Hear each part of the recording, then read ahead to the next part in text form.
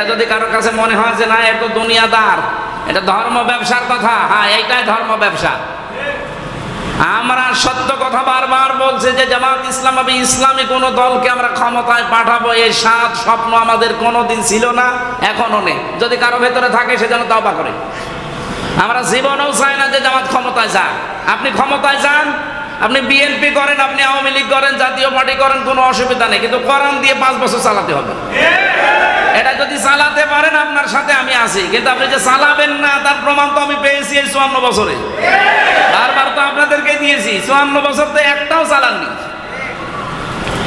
কিছু হালকা পাতলা আপনারা বলেন যে হ্যাঁ এবার কোরআনের বিরুদ্ধে কোনো আইন পাস হবে না, কোরআন সুন্নাহ বিরোধী কিছু করবো না, গেলে আগে সেটা করে। তা আমি বিশ্বাস করবো কয়বার? নেড়া বেলতলায় একবার যায়, আমরা আর যাবো না। ভান করে থাকবে, দেখার পরে না দেখার ভান করে থাকবে।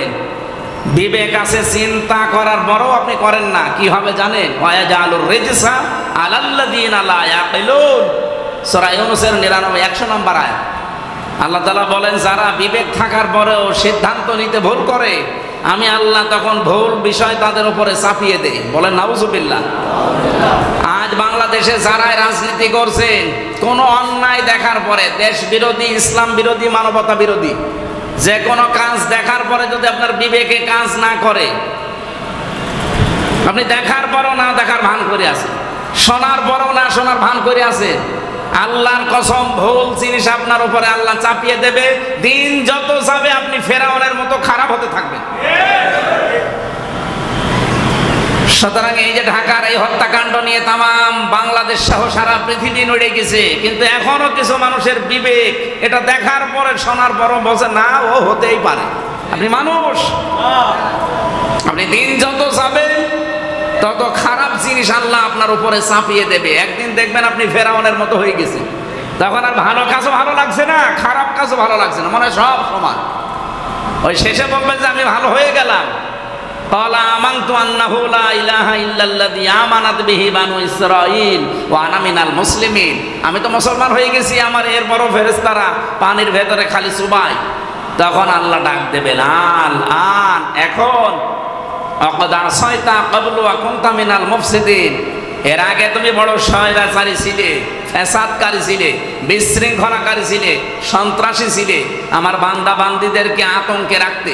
এরকম মানুষ নেই দেশে? আপনাদেরকে আমরা আহ্বান জানাচ্ছি, আপনারা আমাদের ভাই। অন্য ধর্মের হলে আমরা এত বলতাম না। আপনি ইসলাম ধর্মে বিশ্বাস করেন, মুসলমানের ঘরে এসেছেন, আমরা দেখতে পাচ্ছি আপনি জাহান্নামে যাচ্ছেন, দেখার পরও না দেখার ভান করে থাকবেন না। যাদের বিবেকে হালকা একটু কাজ করছে, দেখেন এই মানুষগুলো তালাক দিয়ে হলেও তারা এখন সব ছেড়ে চলে আসতেছে। আর আপনার বিবেক কাজ করে না কেন?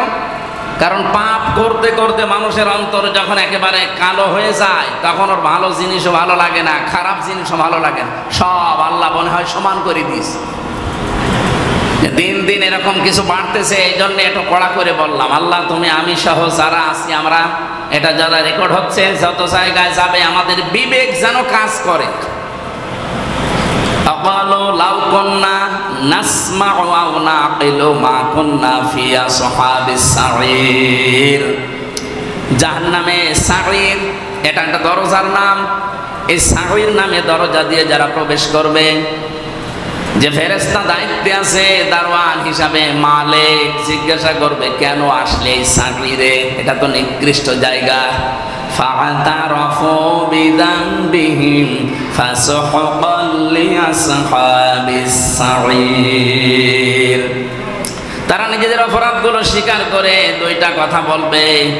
এক নম্বরে যত অপরাধী, যত পাপিষ্ট, যত জাহান্নামে মানুষ গেছে, প্রথমে তারা বলবে দুনিয়ায় আমরা আলেমদের কথাগুলো শুনি নাই। এখানে আলেম নেই, নবীদের নাম আছে, নবী নেই, এখন নবীর স্থলাভিষিক্ত আলেমরা। আলেমদের কথাগুলো আমরা শুনি নাই এবং আমরা বিবেকটা কাজে লাগাই নাই। যদি ওদের কথাগুলো শুনতাম আর বিবেকটা যদি কাজে লাগাতাম, তাহলে আজকে এই সাঈর নামে জাহান্নামে আমাদের আশা লাগতো না। বলেন নাউজুবিল্লাহ। ওই সময় বলে কোনো লাভ হবে? আর আজ যারা উলট পালট দোষ আমাদের ওপরে চাপিয়ে দিতে চান, আপনি নিজে আসেন এই জায়গায়। এসে বলেন যে আমরা আল্লাহর কোরআনকে সংসদে নিয়ে কোরআনের 500 আইন দিয়ে দেশ চালাতে চাই, জীবনে আমি কোনোদিন এই ভোটের লাইনে আসবো না, আপনার পেছনে আমি খাটবো না। আপনি তো করবেন না, আপনি তো গিয়েই বাবার আইন স্বামীর আইন চালু করার চেষ্টা চালাবেন, যেটা প্রকাশ্য কুফরি এবং শিরিক। আমি মুসলমান হিসাবে বেঁচে থাকতে তো এই শিরিকে কেউ করবে আর আমি সাপোর্ট দেব না, আমার মরে যাওয়া ভালো। এই জন্যে আমার এই লাইনে আসা। তাছাড়া জীবনও আপনারা করেন, আপনারা বলেন আমরা 5 বছর আল্লাহর কোরআন দিয়ে দেশ চালাবো, এই দেশের সবাই আপনাদের পেছনে থাকবে। কিন্তু মানুষের তৈরি করা যারা আইন কায়েম করতে চায় আর যারা বিবেক কাজে লাগায় না, আলেমদের কথা শুনে শুধু উল্টাপাল্টা মন্তব্য করে। আর শয়তান তো কিছু আছে যার সন্তান এগুলো বসে নেই, এগুলো শুধু সেই 47, শুধু সেই 52 আর শেষে 71 নিয়ে পড়ে আছে। 24-এর কাছে এরা আসে না, কারণ 24-এ তো এরা ছিল না। আমার মনে হয় এদের 24 না আসায় ভালো ছিল। এই শয়তানগুলো পালিয়ে পালিয়ে থাকতো, তখন বসতো ঠেলা। আর এতদিন যদি ওই জালেমা মহিলা থাকতো, পালিয়েও থাকতে দিত না, ওরা একেবারে দুনিয়া থেকে বিদায় করে দিত। এত সুযোগ আল্লাহ তৈরি করে দিল, কাজে লাগাবে না। শয়তানের চাইতে নিকৃষ্ট হয়ে গেছে এখন।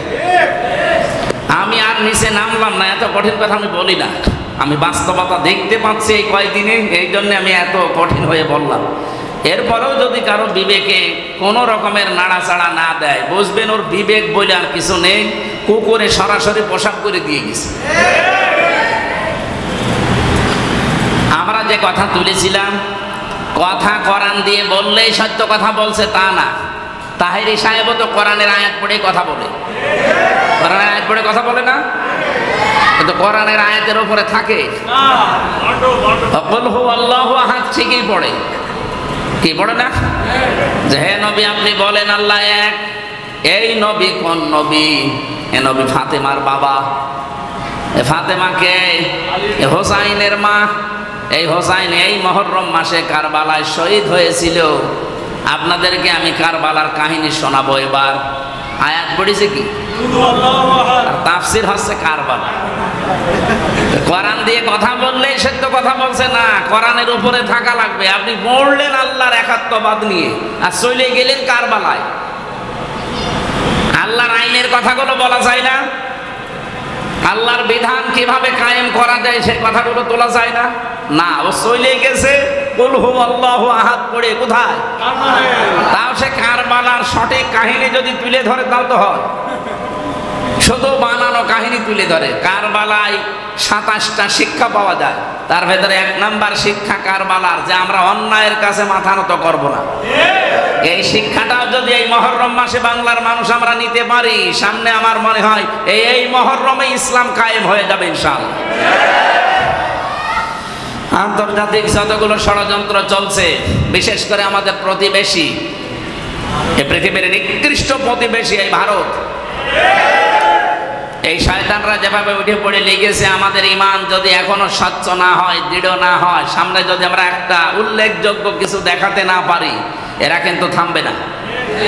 এই জন্য মুসলিম দেশের সাথে আমাদের সম্পর্ক বাড়ানো দরকার। বিশেষ করে এখনো 57টা মুসলিম দেশ আছে। এই দেশের বিভিন্ন রাষ্ট্রপ্রধান এবং দায়িত্বে যারা আছে, তাদের সাথে এই দেশে আমরা যারা দায়িত্ব দিয়েছি এদের সম্পর্ক তৈরি করে।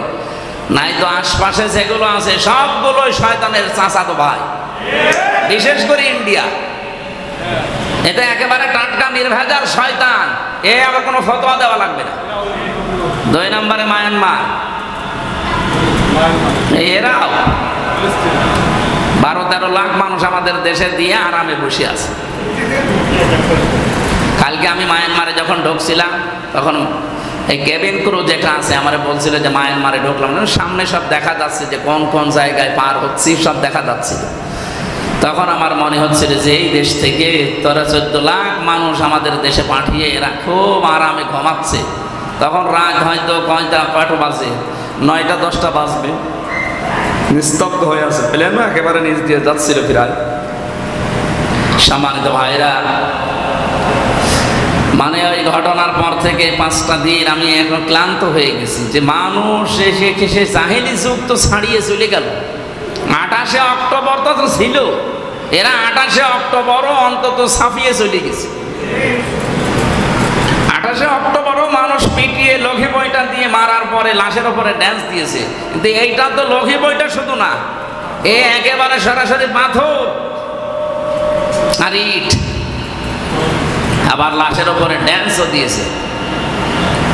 একবার সিরাজগঞ্জ থেকে আসছিলাম সম্ভবত, ওটা তো মনে হয় 7 সালের ঘটনা না, 6 সালে 28শে অক্টোবর, 6 সালে 28শে অক্টোবর। আমি 7 সালে আসছিলাম একবার মাহফিল, ছোটোখাটো অনুষ্ঠান তখন নিয়ে যেত। তখন তো যাতাম ওই ভ্যানে, বাসে। বাসে আসার সময় বাসের ড্রাইভারের পেছনে বসে আছি, রাস্তার মাঝে দেখে একটা কুকুর মরে পড়ে আছে। ড্রাইভার সাহেব কুকুরের ওপর দিয়ে দেবে না, বাম দিয়ে চালিয়ে দিত। যেই বাম দিয়ে দিয়েছে গাড়ি ঝাঁকি দিয়েছে। আমি ড্রাইভারের পেছনে হাত দিয়ে বললাম, আপনি এমন করলেন কেন? হুজুর আপনি দেখেন না একটা মরা কুকুর পড়ে আছে, আমি আবার ডবল করে ওর গাড়ির উপরে চাকা চালাবো, আমার বিবেক নেই? আমি ওনারে বললাম যে আপনার নাম কি? ও বলছে সুব্রত। তার মানে নাম শুনে বুঝলাম যে ওর ইমান নেই, কিন্তু বিবেক আছে। সুব্রত কি মুসলমানের নাম? বলেন বলেন। ওনার গায়ে থাবা দিয়ে বললাম যে আপনি ইমান আপনার নেই, তো নাম শুনেই বুঝলাম, কিন্তু আপনার বিবেক আছে যে মরা জিনিস আর ডবল করে আর মারা যায় না, এই জন্য আপনি গাড়ি বাম দিয়ে চালিয়ে দিলেন। কিন্তু মরা জিনিস তো মরে গেছে, ওর উপরে গাড়ি চালালে আর না চালালে আপনার অসুবিধা নেই, তো মরেই গেছে। এবার দেখে রেগে গেছে, চোখ মোটা করে পেছনে আমার দিকে তাকিয়ে বলছে, হুজুর আপনি কি আসলে হুজুর নাকি ভয় ধরেছে? কেন? আপনি দেখছেন একটা মরা কুকুর, আমি আবার ডবল করে চাকা চালাবো, আমি কি মরে গেছি? আমি মুসলমান না, আমি একজন হিন্দু, কিন্তু আমার বিবেক আছে। গায়ে থাবা দিয়ে বললাম, হ্যাঁ এই কথা শোনার জন্যই আমি ছিলাম। আপনার ইমান নেই, বিবেক আছে, মরা জিনিস তাও নিকৃষ্ট প্রাণী একটা কুকুর, তার উপর আপনি ডবল করে চাকা দিলেন না। অথচ মানুষ আমরা লগে বৈঠা দিয়ে, পাথর দিয়ে, ইট দিয়ে হত্যা করার পরে তার লাশের উপরে মানুষ ড্যান্স দেয়। এগুলোকে মানুষ না জানোয়ারের চাইতেও খারাপ। এই জন্য কোরআনের আয়াত দিয়ে কথা বললেই সত্য কথা বলবে, বিষয়টা এমন না। এটাকে ক্লিয়ার হয়েছে? কোরআনের আয়াতের উপরে থাকা লাগবে, তাহলে আপনি সত্য কথা বলতে পারবেন। আমরা যে আয়াত পড়লাম সূরা আহজাবের 72 নম্বর আয়াত, খুব গুরুত্বপূর্ণ বিষয়। আল্লাহ পাক বলেন, ইন্না আরাদনাল আমানাতা, অবশ্যই আমি আল্লাহ পেশ করেছি আমার এই আমানতকে। এখানে আমানত মানে কোরআন শরীফ। আমানত মানে কি? এই কোরআনের বিধি বিধান মানার জন্যে, এটা যে বিশাল একটা আমানত, 500 আয়াত আছে শরীয়তের বিধানের ভেতরে।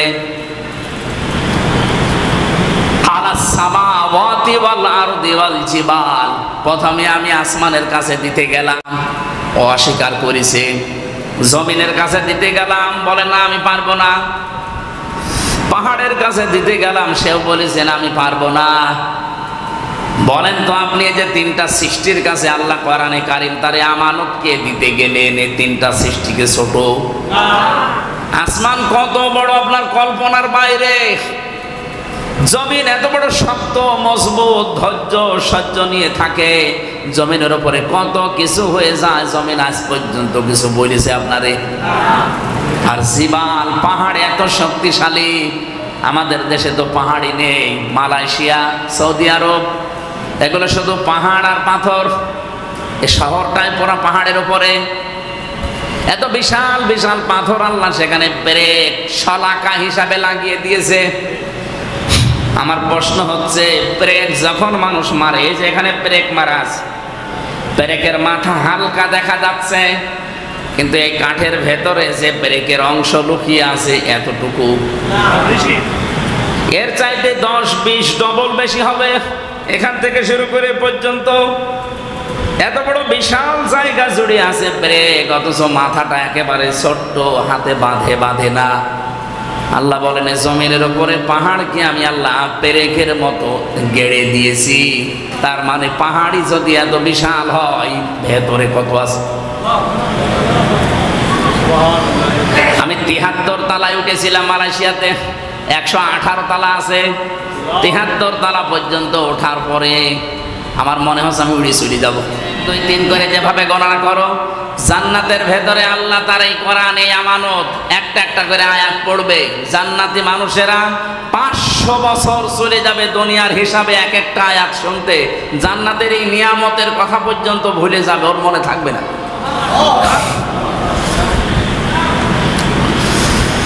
কুষ্টিয়াবাসী আমি যেটা তুলেছিলাম, এত বড় বিশাল শক্তিশালী কঠিন পাহাড়ের ওপর পর্যন্ত কোরআনে কারিম আল্লাহ দিতে চাইলেন। লাউ আনজালনা হাদাল কুরআনা আলা জাবালিল লারাআইতাহু খাশিআম মুতাসাদ্দিআম মিন খাশিয়াতিল্লাহ। আমি পাহাড়ের উপরে রাখতে চেয়েছিলাম, ভয়ে পাহাড় চূর্ণ বিচূর্ণ হয়ে যাওয়ার কথা বলেছে, যেন আমি পারবো না।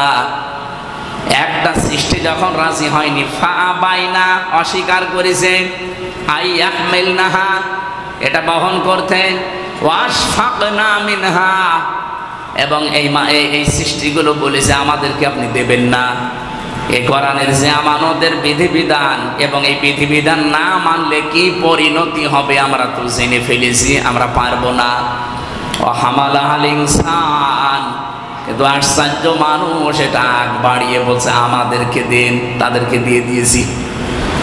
ইন্না সানুলকি আলাইকা কাওলান সাকিলা, অবশ্যই আমি আল্লাহ তোমার উপরে একটা মজবুত এবং ভারী কথা নাজিল করেছি। বাংলার মুসলমানেরা রেকর্ড হচ্ছে বলে আমি একটু বিস্তারিত বললাম। এত বড় বিশাল আমানত কিন্তু পাহাড় আকাশ জমিন কেউ রাজি না, আমাদের উপরে আল্লাহ অলরেডি দিয়েছেন। এর বিধিবিধান মানার মাধ্যমে যত পুরস্কারের কথা আছে এগুলো পাওয়ার চেষ্টা করেন। আর এর বিধিবিধান না মানলে কি পরিণতি হয়, এর আগে বহু উম্মত বহু জাতিদেরকে আল্লাহ দেখিয়েছেন। জর্ডানে গিয়েছিলাম, ডেড সি দেখে আসলাম। ওই যে লূত নবীর জামানায় যারা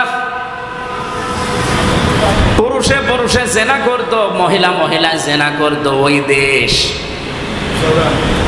ওখানে একটা সাগর দেখলাম, ডেড সি, মৃত সাগর।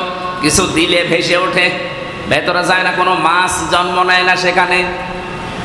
হযরত লূত নবীর জামানায় যারা, ওই জামানার সহিফা লূত আলাইহিস সালামের কথা যারা মানে নাই, আল্লাহর বিধান না মানার কারণে তাদের পরিণতি পরিণাম কি হয়েছিল আল্লাহ আমাদেরকে দেখিয়েছেন। ওটা এখনো নিদর্শন আছে, যদি দেখতে মনে চাই একটু দেখে এসেন, পরিবর্তন আসবে আপনারও।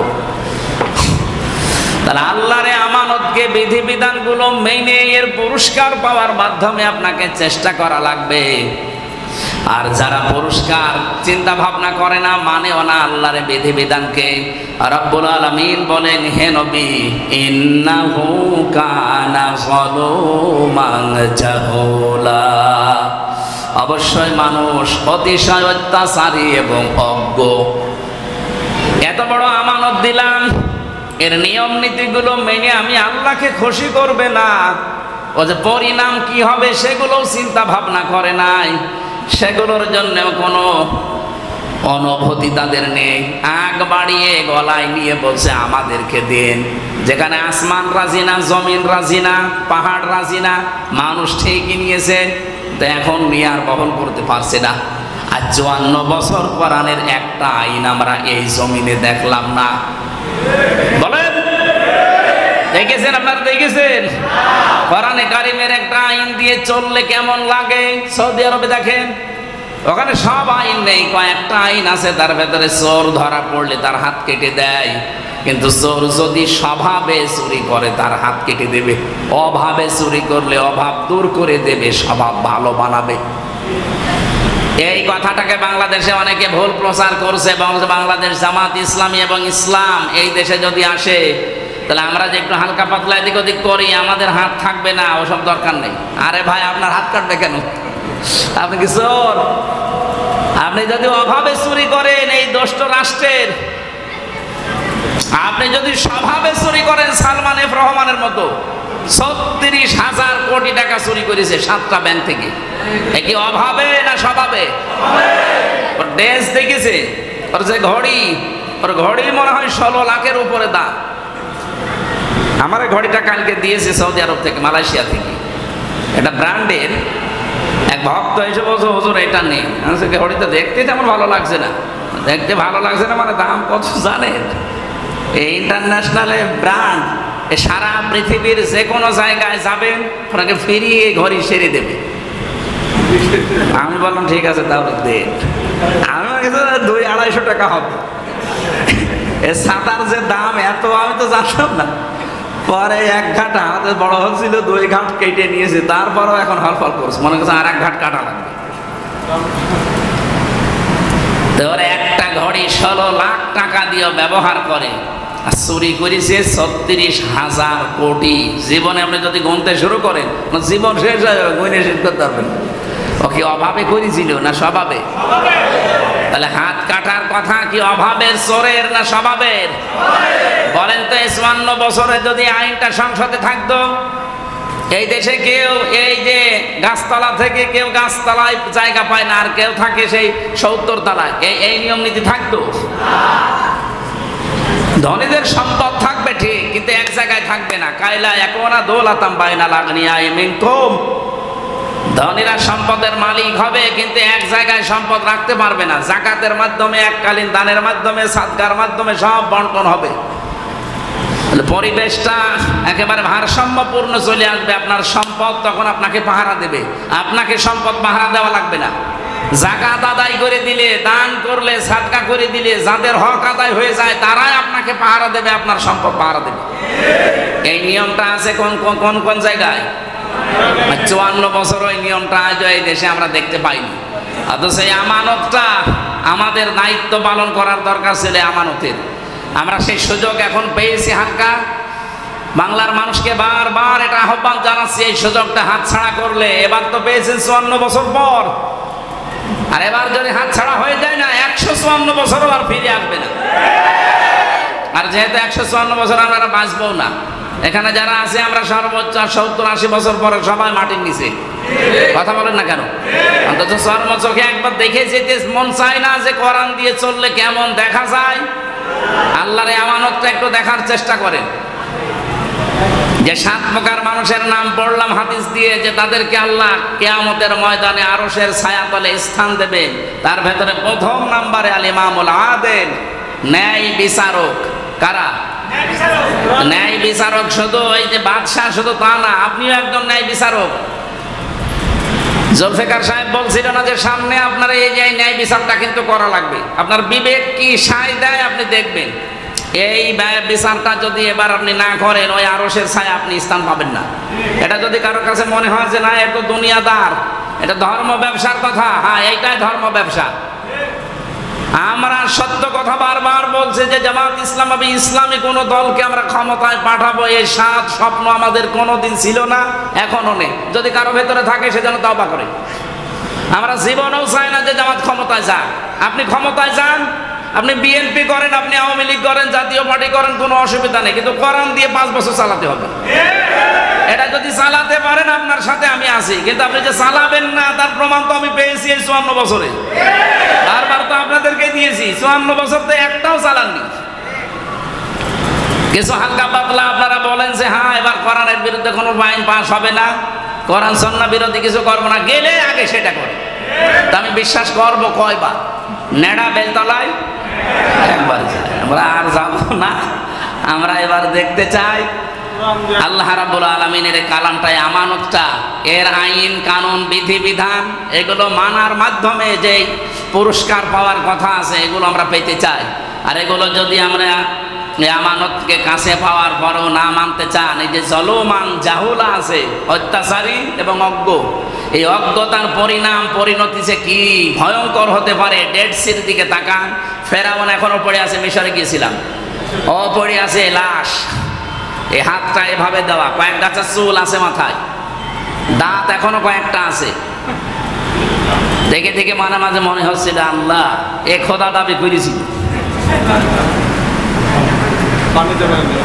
পানিতেও নেয়নি, পোকামাকড়ে খায়নি, মাটিতেও নষ্ট হয়নি, বিনা মেডিসিনে বিনা ঔষধে আল্লাহ এখনো রেখেছেন, কিয়ামত পর্যন্ত রাখবেন।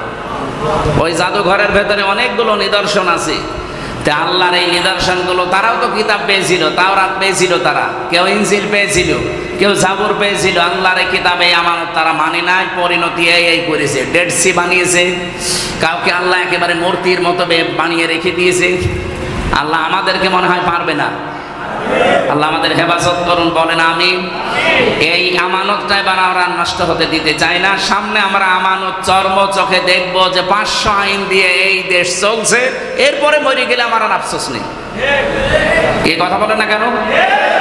আমরা ওই আরশের ছায়ায় স্থান পাওয়ার যে 7 প্রকারের মানুষ, তার এক প্রকারের ইমামুল আদেল, যারা ন্যায় বিচার করতে পারবে, ব্যক্তি সমাজ পরিবার সব জায়গায় যারা ন্যায় বিচার করতে পারে, তাদেরকে ওই কঠিন জায়গায় আল্লাহ আরশের ছায়ায় স্থান দেবেন। আমরা যেন তার ভেতরে এক প্রকার হয়ে যায়, বলেন আমিন। 2 নম্বর, আশ-শাবুন আশা-ফি ইবাদাতিল্লাহ, যারা যৌবন বয়সে আল্লাহর ইবাদত করে। আল্লাহর ইবাদত মানে শুধু জিকির করা না, আল্লাহর ইবাদত মানে শুধু নামাজ পড়া না। ইবাদত হচ্ছে ওইটা যেটার দ্বারা মানুষের উপকার হয়।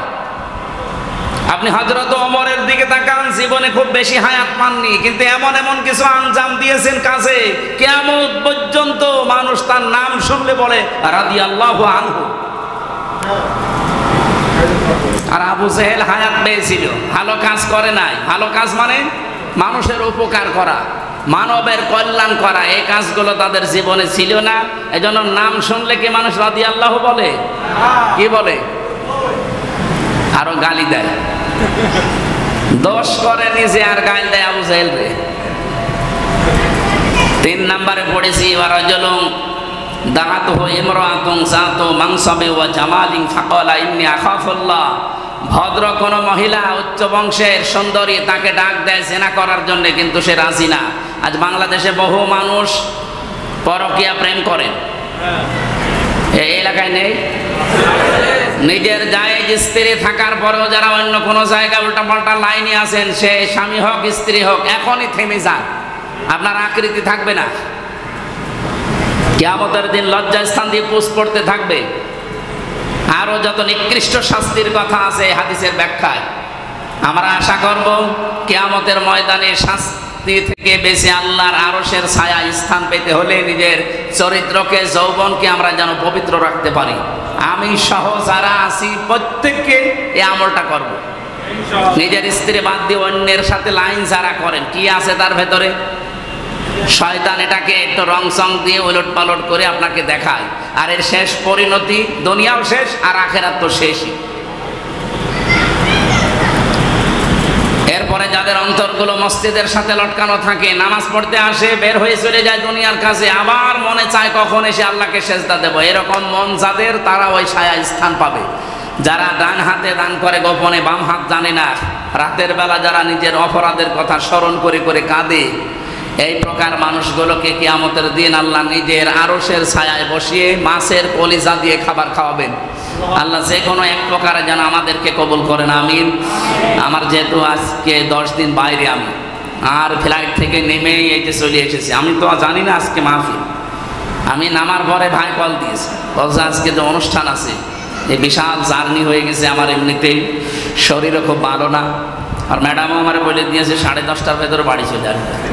10:30 বাজে এখন, আর রাত করা ঠিক হবে না। আগামীতে আবার আসবো ইনশাআল্লাহ। আর আমার নিজের জেলা ওই জিয়ানো মাছ না কি বললো না হুজুর, যখন তখন পেয়ে যাবেন ইনশাআল্লাহ। আল্লাহুম্মা আমিন। লা ইলাহা ইল্লা আনতা সুবহানাক ইন্নী কুনতু মিনাজ জালিমিন, ইন্নী কুনতু মিনাজ জালিমিন, ইন্নী কুনতু মিনাজ জালিমিন। সারা জীবন অপরাধ করেছি আল্লাহ, জীবনের অপরাধগুলো এই মুহূর্তে মাফ করে দাও। আমরা সত্যি মন থেকে তওবা করছি। মাথা নিচু করেন, চক্ষু বন্ধ করেন, সত্য সত্য আজকে স্বীকার করেন যে আমরা অপরাধী। আল্লাহ, আমরা গোপনে না জনসম্মুখে ঘোষণা দিচ্ছি, আমি আমির হামজা সহ যারা এখানে এসেছি প্রত্যেকে আমরা অপরাধী। বলেন, প্রত্যেকে আমরা নিজ নিজ নফসের দ্বারা দুনিয়ার ফেরেপে পড়ে, শয়তানের ধোকায় পড়ে বহু অন্যায় করেছি। সবগুলোর স্বীকৃতি দিলাম, তুমি আমাদেরকে এখনই মাফ করে দাও। আস্তাগফিরুল্লাহ আল্লাযী লা ইলাহা ইল্লা হুয়াল হাইয়ুল কাইয়্যুম ওয়া আতুবু ইলাইহি লা হাওলা ওয়া লা কুওয়াতা ইল্লা বিল্লাহিল আলিয়্যিল আযীম। ধারাবাহিক তাফসীর মাহফিল কমারখালী মির্জাপুর এলাকার মানুষেরা মিলে তোমার কোরআন শোনানোর ব্যবস্থা 3.5 বছর এখানে চলছে। যারা আরম্ভ করেছিল এবং যারা এখানে উপস্থিত হয় এদেরকে তুমি হযরত ওমরের মতো কবুল করে নাও। যত আলেম এখানে এসেছে আলেমদেরকে আলেম হিসাবে মঞ্জুর করো। দুনিয়ার এই জীবন থাকার জায়গা না, আমরা বিশ্বাস করি এটা যেন মেনে চলতে পারি সেরকম ঈমান যোগ্যতা আমাদের দান করো।